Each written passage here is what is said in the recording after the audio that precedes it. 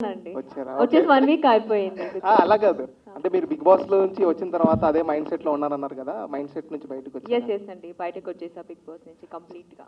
ఎప్పుడైతే ఆ సిచ్యువేషన్ జరిగిందో, అంటే బిగ్ బాస్ తర్వాత విన్నర్ అయిన తర్వాత బయట సిచ్యువేషన్స్ అన్ని మీరు చూసారు కదా, కార్ గ్లాస్ బ్రేక్ చేయడం, ఇలాంటి సిచ్యువేషన్స్ మీ రియాక్షన్ కోసం చాలా మంది వెయిట్ చేశారు.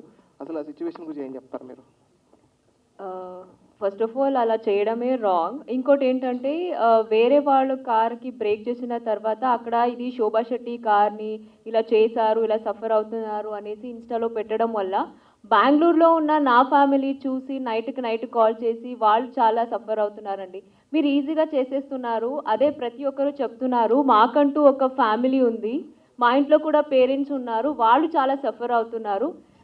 రెస్పెక్ట్ ఒకవేళ మీరు మాకు అభిమానం చూపిస్తే నిజంగా గ్రేట్‌ఫుల్ అండి. అంతకన్నా ఎక్కువ మాకేం వద్దు. నిజంగా మేము కూడా అంతే అభిమానిస్తాము మిమ్మల్ని. కానీ లోపల జరిగింది మీరు ఇంకా బయటికొచ్చిన తర్వాత దాన్ని రివెంజ్‌గా పెట్టుకొని ఒకరిని టార్గెట్ చేసి కొట్టడం అనేది it's not at all correct అండి. ప్లీజ్ ఎవరైతే చేశారో మీకే చెప్తున్నాను. దయచేసి అర్థం చేసుకోండి. మాకంటూ ఫ్యామిలీ ఉంది. మనం మాత్రమే కాదు ఫ్యామిలీ కూడా సఫర్ అవుతారు. ఏది చేసినా సరే చూసుకొని చేయండి. బికాజ్ ఇంట్లో ఏదైతే జరిగిందో ఇంట్లో వరకు మాత్రమే. బయటికొచ్చిన తర్వాత మేమందరూ చాలా బాగున్నాం. అక్కడ మీరు ఏదైతే చూస్తారో కొన్ని ఫైట్స్ అవన్నీ ఓన్లీ అక్కడి వరకే. బయటకొచ్చిన తర్వాత మేమందరూ చాలా బాగున్నాం. ప్లీజ్ అది అర్థం చేసుకోండి.